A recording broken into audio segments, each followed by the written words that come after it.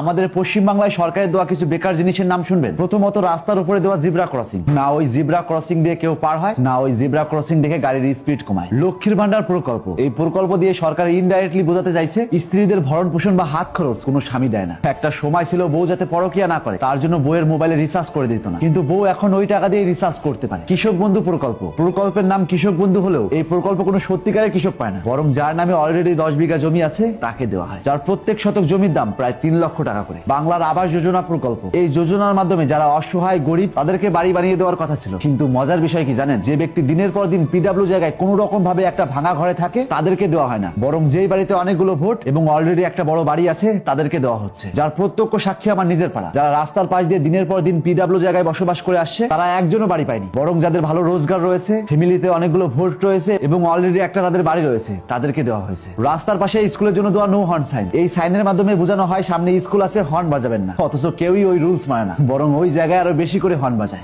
রাস্তায় দেওয়া speed limit sign, এই সাইন প্লেটে স্পষ্ট লেখা থাকে 30 বা 40-এর উপর গাড়ির স্পিড তুলবেন না, কিন্তু মজার বিষয় কি জানেন, ওই রুলস কেউ মানে না, বরং ওই স্থানেই প্রত্যেকটা গাড়ির স্পিড 80-এর উপরে থাকে। বেকার ভাতা, জন্মের পর থেকে অনেক ভাতার নাম শুনেছি, বিধবা ভাতা, বৃদ্ধ ভাতা প্রভৃতি, যার ফলে বিধবা মহিলা এবং বৃদ্ধ ব্যক্তিদেরকে সহায়তা করা হয়। কিন্তু বেকার ভাতা এমন এক প্রকল্প, আগে বেকার থাকা অবস্থায় বাবা টাকা দিত না যাতে সন্তান নেশা না করে, কিন্তু এখন নেশা করার জন্য বাবাকে আর টাকা দিতে হয় না, এখান থেকেই পুষে যায়। এই টাকায় না হচ্ছে সমাজের কল্যাণ, না হচ্ছে ওই ব্যক্তির কল্যাণ। এতদিন বেকার শব্দটা হয়তো আড়ালে ছিল, আর এখন এই বেকার ভাতার মাধ্যমে চিহ্নিত করে দিয়েছে তুমি কিচ্ছু করো না, তুমি বেকার। 100 দিনের কাজের প্রকল্প, এটা এমন একটা প্রকল্প কোন জনগণ এই প্রকল্পের জন্য দেশের জন্য আদর্শ কাজ করবে না, কিন্তু 100 দিনের পারিশ্রমিকের জন্য আন্দোলন করবে। কথায় আছে এই প্রকল্প এমন এক প্রকল্প, রাস্তার পাশের একটা কচু গাছ 3 জন কাটে, হাতে করে একটা কোদাল নিয়ে আসে, মাটিতে 2টা কোদালের কোপ মারে, আর গভর্নমেন্টের খাতায় পুরো হাজিরা তোলে। আপনি যদি সত্যি একজন প্রকৃত এডুকেশন ব্যক্তি হয়ে থাকেন তাহলে হয়তো এই কথাগুলো বুঝতে পারবেন। আজ আমাদের পশ্চিম বাংলায় মূর্খের পরিমাণ এতই বেশি, রাস্তায় আমাদের ভালোর জন্য বিভিন্ন ধরনের সাইন থাকে, গাড়ির লিমিট 40-এর উপরে ওঠানো যাবে না, সামনে জেব্রা ক্রসিং আছে, এখানে ভুলেও হর্ন বাজাবেন না, সামনে স্কুল বা হসপিটাল আছে, এটা অ্যাক্সিডেন্ট জোন প্রভৃতি থাকা সত্ত্বেও কেউ এতটুকু রুলস মানে না। আর তার একটাই কারণ, পশ্চিম বাংলায় প্রচুর প্রকল্প আছে কিন্তু শিক্ষা নেই। ভোট আসলেই বলা হয় আমাকে ভোট দিন, আমি এই প্রকল্প চালু করব, ওই প্রকল্প চালু করব, কিন্তু কেউ কখনো বলে না আমি আরো 10টা স্কুল বেশি বানাবো, আমি শিক্ষা ব্যবস্থা আরো স্ট্রং করব, প্রাইভেট স্কুলগুলোকে ব্যান্ড করব।